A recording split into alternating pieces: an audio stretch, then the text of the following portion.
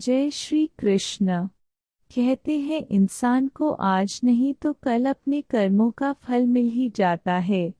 जिंदगी में अगर किसी के लिए भलाई की है तो हमारी जिंदगी में भी अच्छा ही होता है, और अगर किसी की राह में कांटे बोए हैं तो कभी न कभी उसका फल हमें मिल ही जाता है।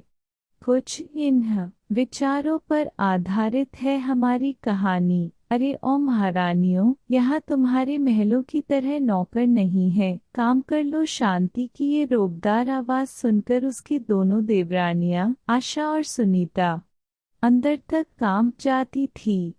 जरा से फुर्सत के पल भी वो दोनों एक साथ नहीं गुजार सकती थीं। दोनों के पति कमल और सुशील उनके बड़े भाई रामचरण के साथ एक ही दुकान पर काम करते थे। बात दोनों तरफ एक जैसी थी।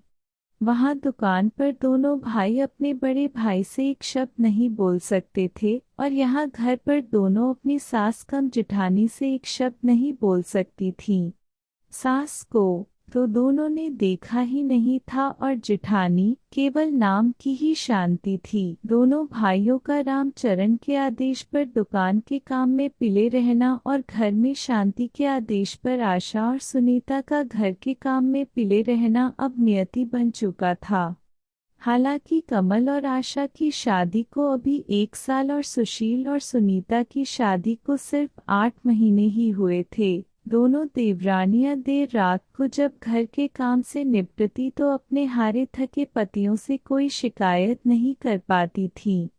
लेकिन पतियों को सब पता था, पर वो विवशता से कुछ न कह पाते। दोनों भाई सब कुछ जानते और समझते थे पर कुछ कह नहीं पाते थे।